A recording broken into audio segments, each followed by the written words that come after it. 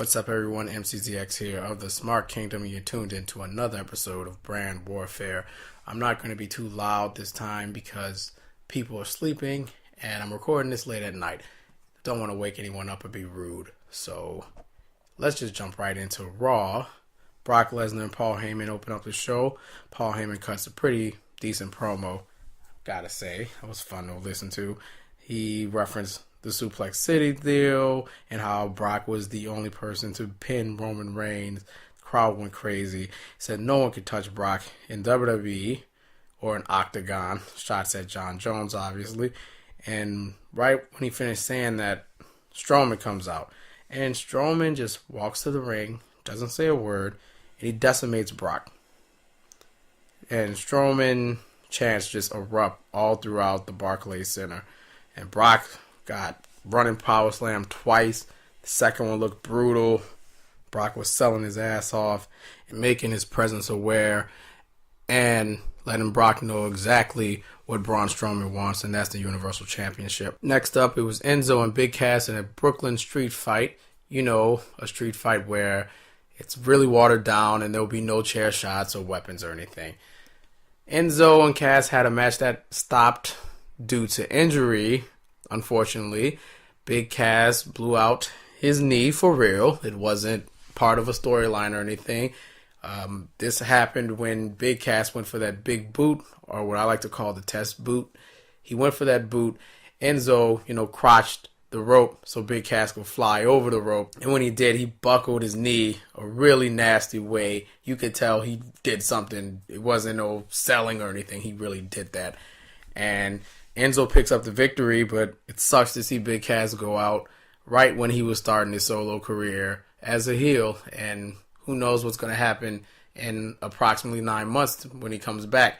He could be a babyface or he could be a heel again. Who knows? But Godspeed to you and your recovery, Big Cass. Next up, we have a segment with Emma Brooke backstage, kvetching to Dana Brooke about how she was screwed, about the women's title match, and how it should have been her, and how she started the women's revolution in NXT, and all that jazz. And she begins to talk trash about Nia Jax behind her back. And little does she know, Nia Jax is standing right behind her, and Nia says, let me look at my notes, Nia says, Emma has a hashtag that's, give Emma a chance on Twitter. Well, it's going to be give Emma CPR by the end of the night. I laughed at that. That was funny. So, what follows after the commercial break is Emma versus Nia Jax. It was a squash match. Nia dominated and she won. And a quick note on that, please be aware that every woman that's going to be facing Alexa Bliss is going to bring up Nia Jax and how she does all the heavy lifting for Bliss. Emma did it tonight, so did Sasha Banks. I think Bayley did it at one point in time. So be aware of that, because that's going to play into the story of Team Roode actually facing each other at some pay-per-view. Maybe No Mercy. No. Well, it could be No Mercy. Who knows if Sasha Banks is going to be the champion still. And now it's time to walk with Elias and watch Michael Cole fangirl over Elias's music. I almost called him Elias Sampson there. Instead of singing about Brooklyn, because he said everyone here is ashamed to be from Brooklyn, Elias decides to play R-Truth theme, and I absolutely loved it. And so did Michael Cole. He'll let you know about it in the commentary. So instead of continuing to play R-Truth's theme, he said, let's play some real music. And he begins to play a song. R-Truth music hits, interrupting Elias. And now we have a match, Elias versus R-Truth. By the way, in this one, Booker T was really having trouble with his microphone. Michael Cole even said at one point, Book, you need to put your mic to your mouth so we can hear you. I laughed at that. Elias won. I also think Elias's theme is badass, and I'm mad he doesn't use it more often. It's such a good theme. Such a good theme. And now it's time for Kurt Angle's big surprise. For the first time in over a year, it's CM Punk. No, I'm joking. It's John Cena. Obviously. The crowd is super out of sync with the Let's Go Cena and Cena sucks chants once he gets to the ring. Cena says he's here for one certain reason, and that's when Roman Reigns' music hits. And oh hell, New York became Boo Mania. They started "You Both Suck" chants, just ripping him a new ass. Roman says the only time John is looking for him is when he's on Twitter running his mouth, and he asks will Cena run his mouth to his face. The Undertaker chant breaks out for some reason, and Cena says, I didn't come here to talk. And before they can come to blows, Miz comes out and interrupts both of them. A thank you, Miz chant breaks out, and Miz, he flubs up and calls the Barclay Center the Bars Clay Center, and Cena says, take the marbles out of your mouth, now speak. And for some reason, the Tozawa chant broke out because of that. Don't know why. Miz then cuts one of the greatest promos of his career. He just keeps going with these. Why isn't the Miz in the main event picture right now? I don't get it. He has an Intercontinental title. He's frustrated, clearly. He was on a pre-show, wrestled in front of 50 people. He had every right to be upset. Here's some highlights of Miz's promo. He asked if Raw needed John Cena or if they needed Roman Reigns. And of course, the crowd booed both of Cena and Reigns. So Cena said, I know when I'm not wanted. He begins to walk out, and Miz stops him before he can leave and says, I'm not done with you. And he tells the crowd, you don't know whether to cheer or boo. Cena says, how about Miz? And one of the members of the Miztourage takes on Cena and his new partner, Roman Reigns. And Roman has this look on his face like, nah, bruh. Nah. You came to fight. Why we gotta team up? That's stupid. Miz says that's not a moment for him. That's a moment for Cena. He explains why. And while he's explaining it, Samoa Joe's theme hits. Joe has the microphone. If anyone is going to be the Miz's partner, it's going to be him. He tells Roman Reigns one-on-one he owned him. And you're his bitch chant broke out for Roman Reigns regarding the fact that Samoa Joe has beaten Roman Reigns all the time in one-on-one action. And as for Cena, Joe just straight up attacks Cena, and they have a long history together, so this is insane that it's actually going on. Roman attacks the Miz, Cena goes for the AA, and Joe gets out the AA. He gets him the coquina clutch, and he gets hit with a Superman punch. And right after that, the NYC crowd broke out with a you both suck chant again. And it's loud and clear. There's so much heat. And it was the best segment of the show. Hands down. Hands down. There's nothing that was going to top that. What a damn segment that was. And how do you follow a segment like that? With the cruiserweights, of course. And do we give the cruiserweights any respect at all? Of course we don't. You have an 8-man tag match with all the cruiserweights. On one side, you had Gulak, Nice, Dar, and someone else versus Swan, Metalik, Cedric Alexander, and someone else. That's how bad it is, because I can't remember who the hell's on the team. None of them got entrances. They were just all in the ring when we came back from commercial. These guys deserve better. I personally think they should leave and go somewhere where they're appreciated and not tolerated. But the checks are good, I guess. And if the checks are good, you know what? Ain't no reason to turn down a free check. You don't have to work that hard. I understand. There was complete boring chants. The crowd did the wave. I think a beach ball may have showed up again. Could be wrong, but the crowd didn't care about this match. They absolutely crapped on it. It sucks for the performers in the ring because they're trying their hardest with the 4 minutes that they did get, but it sucks. It sucks. The cruiserweights deserve better than this. Next, a segment with Neville. Neville says where he's from, there's a word for Titus and Tozawa, but before he can tell you, he gets interrupted by, guess who? Titus and Tozawa. And they ask for a rematch tomorrow on 205 Live. Bleh, bleh, bleh. Following that segment is another segment with Kurt Angle and Jason Jordan. Jason Jordan wants a match tonight. He doesn't want any preferential treatment because he's Kurt Angle's son, after all. And he wants Finn Balor. Kurt asks, I'm sure you're ready for that type of competition. And Jason Jordan stares at him with his confident look like, yeah, I can take Finn. And Kurt makes the match. Following this segment is, guess what? Another segment. It's an in-ring segment with Dean Ambrose and Seth Rollins. Ambrose and Rollins say they'll take on anyone at any time. And guess who comes out? The not broken Hardys. They're apparently awoken, but not yet. Hopefully this feud with Seth and Dean, awakes something within Matt and Jeff so we can get closer to the broken or the woken version of the broken gimmick. Either one's fine. I just want the Hardys to transform from Team Extreme. Tired of Team Extreme. Anyway, Matt teases the yes thing. And Jeff does the Brother Nero, congratulations! I don't know if the Hardys are going to turn heel in this feud, but it seems like that's the direction we're going. I could be wrong here. Seth and Dean say they idolized the Hardys when they were younger. The Hardys ask for a match, and Obsolete and Brother Nero chants break out. And Matt and Jeff are just, looking out at the crowd. They know what they want to give you, but they can't give it to you, and it sucks. But they do appreciate the chance. And Seth says, let's do the damn thing. Ref comes out, and the match is official. Ambrose and Rollins versus the Hardys was an awesome match. I hope this leads to a feud with the Hardys as their broken personas or woken personas. Ambrose and Rollins win the match. It was awesome. Moving forward, we have a segment with Samoa Joe and The Miz. It was hilarious. Miz just kept talking and talking and talking and talking and talking and talking and talking. And then Joe just told him to shut up. He laid out the game plan of what each member of the Miz Squad is going to do. And that's what's going to happen tonight in that ring. And Miz just was quiet and like, yeah, I agree. Clearly out of fear. It's boss time as Sasha Banks is coming to the ring to tell everyone how she's a 4-time women's champion. Yay. The crowd did boo her for some reason, I guess because she was from Boston. She gives a shout out to Ric Flair, who we're all praying for. Keep on fighting, Rick. You're going to get through this. Alexa Bliss interrupts and says Bliss has never successfully defended the title and demands she gets her rematch next week. Of course, Sasha was trying to bait her to do it now, but Bliss don't work like that. Bliss works on Goddess time, not your time, Sasha. Sorry. Jason Jordan versus Finn Balor. Man, I feel bad for those two.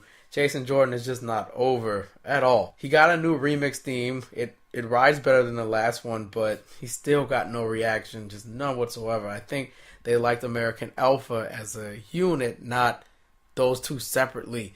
We already know Gable's awesome. We know Jordan's awesome, but they're greater together instead of separate. And maybe splitting them up was a bad idea, but time will tell if they can actually get over. Finn was fighting like the Demon Finn. It didn't matter because everyone was focused on what was going on in the crowd. And it was Beach Ball Mania again. The beach ball got taken. It showed up again. A Let's Go Beach Ball chant erupted. Finn is such an incredible talent. And it sucks to see him get ignored basically by a crowd that normally loves him. And it's because he's in a match with someone that has no momentum at all. So they're not going to care about the match. Finn Balor wins the match. On to the main event. Cena and Reigns versus Joe and Miz. The beach ball that you thought was dead rose from the grave. It has arisen from the dead. And the security guy takes it again. Cena was confused the entire time. By the way, Cena's facial expressions in this match, just hilarious. Since he's been back, his facial expressions have been on point, man. It's just funny. He's clearly having a lot of fun in there. Cena was confused why the beach ball was gone. The security guy got called an asshole. The New York City crowd is determined to crap on this match by starting the wave. And John Cena did not care at all. He played along with the crowd. That led to Miz getting offense in. Then another beach ball appeared and got taken away again. Moving forward to the end of the match, Roman accidentally Superman punches Cena. And you know how this ends. Lol, Cena wins. And Roman and Cena both get their hands raised while Cena is holding his jaw. And that is the end of Raw. Onward to SmackDown Live. And AJ opens the show, calls for a U.S. Open challenge. Now, there's been rumors that Bobby Roode is here. Everyone's expecting it to be Bobby Roode. It's not Bobby Roode. It's Kevin Owens. And he says Shane McMahon screwed him, just like the McMahon screw every legendary Canadian. Right after he said that, Shane McMahon comes out. Shane said he called it down the middle. KO plays footage where Kyoto made the mistake, counted 3, and the decision stood. But when Shane counted 3 for AJ at SummerSlam, it was different. AJ calls KO a whiny-ass little bitch, not PG, and says he can have his rematch.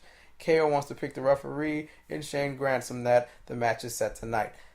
We cut to a segment with Daniel Bryan. He says he has a few big surprises, but he's interrupted by the Singh brothers, or the Bollywood boys as I've written them down in my notes, and Jinder Mahal. Bryan says Jinder Mahal can't win a match without the Singh brothers. Finally, someone said it. And he sets the Singh brothers versus Shinsuke Nakamura later on tonight. Cutting to another segment, KO is seeking help backstage. Who's going to be his referee? He looks at Sami Zayn and he asks Sami to do it, despite what they've been going through. KO kind of undermines him and says since he's not doing anything on SmackDown Live, he might as well be the ref and do something that counts. Funny. Cut to Aiden English, a.k.a. the worst Elias, and he's singing his little tunes, little monologue, and guess who interrupts? The glorious one, Bobby Roode. Holy crap, the spotlight has been stolen. He debuted after exactly 1 year of being in NXT, just like he said he would. That's amazing. I guess he's a babyface based off of his reaction. It's kind of strange because he was a heel in NXT and he's a babyface here. It's just weird. Roode wins with the glorious DDT, and Susan, aka Renee Young, Susan interviews Bobby Roode, and Roode thanks Shane and Daniel for breaking the bank and cashing in on him. He says everything he touches turns to big box office. In a New York minute, SmackDown Live went from being great to glorious. Vacant returned, by the way, in the advertisement for the KO and AJ match. All hail King Vacant. After we come back from commercial, Daniel Bryan and Chad Gable are backstage. Daniel apologizes for giving up Jason Jordan. So, he made a deal with Kurt Angle. Jason Jordan goes to Raw, fair, but SmackDown gets something in return. And Kurt helps Daniel Bryan sign one of his friends. Who's that? The gold standard, Shelton Benjamin. Huge pop for Shelton. They're going to have a test run as a tag team next week. So look forward to that. Next segment, Sami Zayn and Kevin Owens. Zayn says he's thought about it and he declines being the referee. Next up, a squash match between the Hype Bros and the Usos.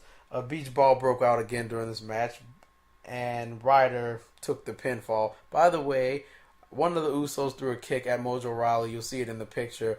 And it's a really ugly super kick. Like, you could tell he completely missed and kicked the barricade and not Mojo, but it's just an ugly looking kick. After that, the Usos cut a promo. The Usos say it's not paranoia. It's just the Usos. Love it. Love it. I'm loving it. Nakamura versus the Boys, or the Singh Brothers. Here's a fun note. Nakamura's nickname is King of Strong Style on the side, but we can't call him that in WWE. Don't get it. Well, I do get it. WWE doesn't know what strong style is because they're so used to sports entertainment. Strong style is very unique there, so why call him something people don't know? The artist and the rock star is just going to have to do. The match is silly, and it sucked, to be honest. Shinsuke won with a triangle choke, and he Kinshasa Jinder, and Jinder sold it like a champ. And that's the end of that. The feud is definitely not over. There's a segment with Breezango where they offer to be the referees for the match with KO. And KO says no. Kidding me? And guess who walks up to KO? Well, the man who screwed up SummerSlam, Baron Corbin, or Baron Corbin, offers his services to be referee, and Corbin is the ref. Next up, Naomi and Becky versus Natalya and Carmela. But before the match, we have a promo from Natalya about being a champ and such, Queen of Hearts, you know, my uncle, blah, blah, blah, my dad, not so much, but my uncle, yes. And Carmela comes out and interrupts. She says Natalya is on her time. She is the deciding factor here, so she should be watching her back from now on because at any moment, Carmela can cash in. Well, the match starts. The crowd's doing the wave during the match, so you know how this is going. They're not invested at all. Natty can't get a tag with Carmela because Carmela is being a dick the entire match.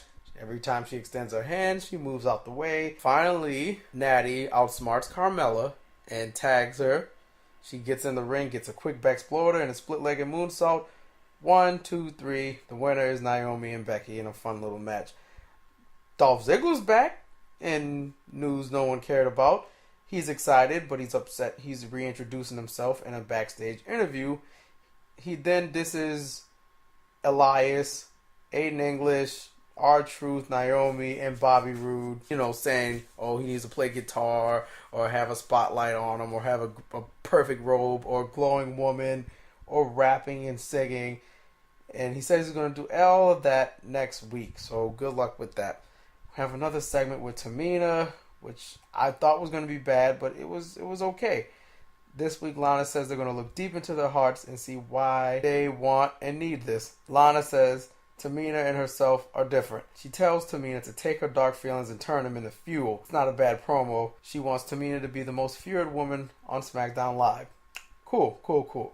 A segment with AJ and Corbin. Corbin tries to sway or bribe AJ, saying, "Oh, if you win the match, I want first dibs." And AJ says there'll be an open challenge every week. If you want to try me, just answer the challenge. And now the match that you've seen one too many times. I can't believe I'm saying that about AJ Styles and Kevin Owens. AJ Styles and Kevin Owens with Baron Corbin as the referee. It was a pretty good match, but as expected, Corbin began to act shady during a submission, saying KO touched the ropes when he didn't, and he almost screwed AJ out of winning. So guess who comes out? Shane McMahon, and he talks to, and Corbin's like, "I'm watching everything that's going on in the ring." While he's yelling at Shane, KO low blows AJ and goes for the pin. Corbin goes to count 1, 2, but Shane pulls Corbin out for doing a bad job. Corbin rips off the t-shirt, gets all pissed off and just walks off. Shane then puts on the shirt. KO's like, "What the hell are you doing? You're not the referee. I didn't pick you as a referee." But it's like, "I've made a substitution. I'm in." The minute KO gets back in the ring, he gets clocked with the phenomenal forearm, again leading to AJ Styles winning the match. My God, could it be more obvious that this match is just fuel for the inevitable match between Kevin Owens and Shane McMahon? It's gonna happen, people. And that was SmackDown Live. Now time for the winner of this week's Brand Warfare. Despite liking both shows, I'm going to give it to Raw this week. It was just a better night after than SmackDown Live's night after. Raw is building their storylines better than SmackDown Live at the moment. They're the ones that matter anyway, or more concise. They make sense. They're must. It's not like Jinder and Nakamura where you knew it doesn't really matter because there wasn't any build to it in the first freaking place. Don't get me wrong, SmackDown was good, but it felt a tad weak. I love the debut of Bobby Roode, but it's weird to see him debut against Aiden English of all people. Doesn't make a lot of sense to me. I guess you got to start somewhere. It's a contrast of what arrived in NXT as well. You have this arrogant heel to this baby face who's sort of a heel and sort of not a heel. So maybe he's going to morph into what he was in NXT in due time. Shelton Benjamin's back. That's cool, but to just have him as a Jason Jordan recast because of that storyline is weird. I know SmackDown Live could write a better return angle for Shelton Benjamin instead of, "Oh, Jason Jordan's gone, let's pair him with another black guy." Because, yeah, American Alpha, so let's give you something familiar. That was stupid. I would have had Chad try to find a partner for a tag team match, and he found a guy backstage, and that guy was Shelton Benjamin. But no, they didn't do that. It could have been better. This is related, but an unrelated note. If SmackDown Live is the land of opportunity, why aren't the guys who deserve opportunities to be stars aren't receiving those opportunities? Like, the treatment of Rusev proves that tagline, "This is the land of opportunity," was all a ruse. You have guys like Harper, Rowan, the Colognes, wrestling royalty. At one point, you had Gable and Ziggler, but now they're back. You have Dillinger and Sammy, and now Rusev, all not being utilized when they can be utilized elsewhere. The only underutilized guy that's been pushed to superstardom is Jinder Mahal, and that's sad for a show that claims it's all about opportunities. SmackDown Live, what happened to you, man? But that's the end of this episode of Brand Warfare. Links in the description. Smash the like button and subscribe. Share with your friends. I'm MCZX. See you next week, maybe. Think I'm going to need a break from Brand Warfare because, God, we watched so much wrestling last week. And now, I'm just tired. I think I'm going to split these up into 2 different shows and just end Brand Warfare all together. And just have a Raw review and a SmackDown review because putting them both on the same show is just too much. And I think you can consume much more if you had them separate. So that's all I got for y'all. You know what to do. Follow, like, share, subscribe, and see you later. Bye-bye now.